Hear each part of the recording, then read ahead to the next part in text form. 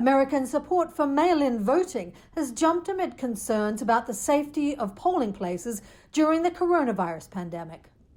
So I think this election puts a lot on the table for us as citizens.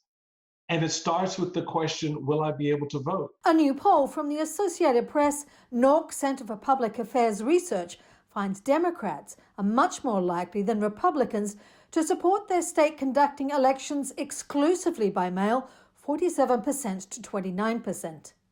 In 2018, about half as many Democrats were in favor, and there was little difference in the views of Democrats and Republicans on the question. All states conduct elections differently, and only 5 states automatically mail ballots to every voter. But in response to the virus, some states, including Ohio on Tuesday, have shifted their primaries to virtually all mail elections. For Lucas County Republican Party Chairman Mark Wagoner, the coronavirus pandemic hit very close to home. We saw it firsthand. One of the unique circumstances about what happened with our family was my dad was the first person to pass away in Ohio from COVID-19.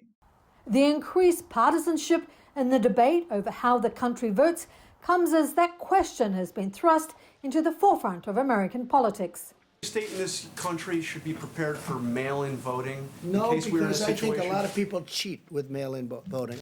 The poll also shows 60% of Americans support allowing people to vote via absentee ballots without requiring them to give a reason if the outbreak is still happening.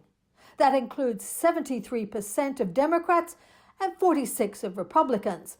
Some 40% of Republicans are opposed. We could be looking at, instead of 20% of our voting population turning out, requesting an absentee ballot and then processing those ballots, 80% of our electorate requesting an absentee ballot, or even 100%,